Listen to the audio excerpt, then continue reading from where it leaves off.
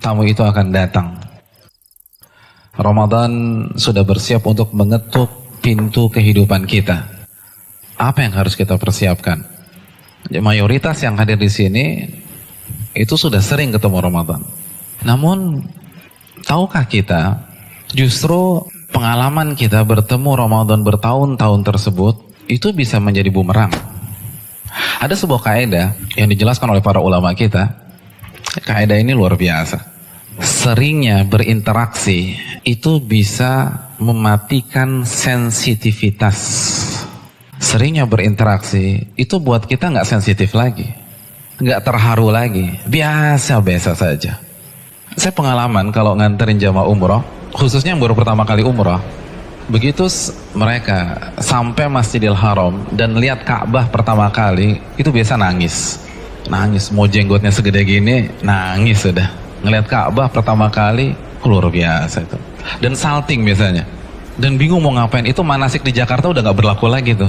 Ustaz, kita kemana nih? Kan kita udah bilangin Pak. Lupa. Kita bisa paham lah. Karena pertama kali ngelihat Ka'bah untuk pertama kali. Dan kadang-kadang ada yang hari pertama gak mau pulang ke hotel.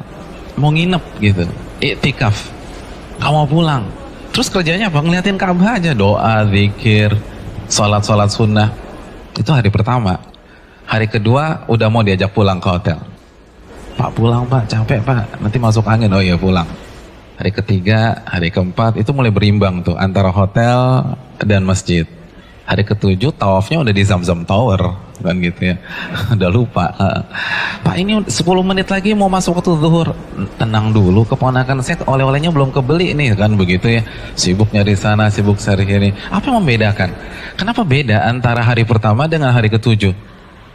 Sudah merasa biasa. Makanya kan kalau kita umroh tuh lihat deh, penjaga toko yang di sekitar ring 1 Masjidil Haram, itu kan memang ya azan kan pada tutup semua tuh. Tapi mereka kalau sholat di mana? Masjidil Haram? Enggak, mayoritas enggak, di depan tokonya dia sholat. Padahal Masjidil Haram tuh depan mata mereka. Kalau bahasa kita ngesot juga sampai. Kita bayangkan 25 juta untuk bisa sholat di sana, mereka nggak mau. Kenapa? Karena mereka melihat Masjidil Haram tuh biasa. Seringnya berinteraksi itu bisa membunuh sensitivitas. Dan bahayanya kalau itu terjadi dengan Ramadan. Karena merasa sudah sering ketemu Ramadan, biasa. Seperti fenomena tahunan aja. Nah, ini yang bahaya. Dan yang lebih bahaya lagi, banyak di antara umat Islam itu melihat Ramadan dari satu sisi aja. Kan gitu. Kalau kita dengar Ramadan tuh, yang terbesit di benak kita apa sih? Bulan apa? Bulan ampunan, kan gitu ya. Bulan penuh rahmah, bulan penuh berkah. Oh, pokoknya enak-enak aja deh. Tapi tahukah kita bahwa Ramadan jika tidak kita sikapi dengan benar, maka bisa jadi menjadi mimpi buruk bagi kita pada hari kiamat. Nabi kita SAW bersabda dalam hadis riwayat Imam Muslim, celaka seseorang. Allahu Akbar. Manusia sebaik Nabi kita SAW, semulia akhlak beliau SAW, itu sampai mengatakan celaka seseorang. Itu kan jarang banget. Jarang. Beliau dizalimi, doa beliau, Allahumma ighfir liqaumi fa innahum la ya'lamun. Ya Allah, maafkanlah kesalahan kaumku. Bisa jadi mereka nggak tahu. Itu ketika terluka. Dan coba kita bandingkan dengan hadis ini. Celaka seseorang. Hal ini kan menimbulkan tanda tanya besar di benak kita. Ini orang salah apa sih? Kok bisa Nabi terpaksa memvonis dia? Mari kita simak kelanjutan hadis tersebut. Yaitu seseorang yang memasuki Ramadan, lalu ia jalani hari-harinya di bulan Ramadan sampai Ramadan berpisah dengannya, dan dosanya belum diampuni oleh Allah Subhanahu wa taala. Celaka dia, celaka dia, celaka dia, kata Nabi sallallahu alaihi wasallam. Allahu Akbar. Udah kelewatan nih orang.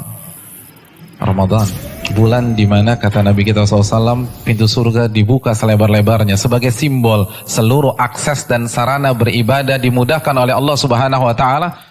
Lalu Anda nggak sholat, lalu Anda nggak puasa, lalu Anda nggak taraweh, lalu Anda nggak baca Quran, lalu Anda nggak tahajud, Anda nggak infak sedekah, kelewatan tuh orang. Ramadan, di mana pintu neraka ditutup rapat-rapat sebagaimana hadis yang sahih, dan gembong-gembong syaitan dibelenggu oleh Allah Subhanahu wa taala. Lalu Anda bermaksiat, lalu Anda masih clubbing, Anda hangout pulang jam 2 malam, itu kelewatan. Celaka dia kata Nabi SAW. Kita tidak manfaatkan tamu ini, habis kita pada hari kiamat. Tamu itu akan hadir. Tamu itu akan mengetuk setiap pintu kehidupan kita. Apa yang kita persiapkan?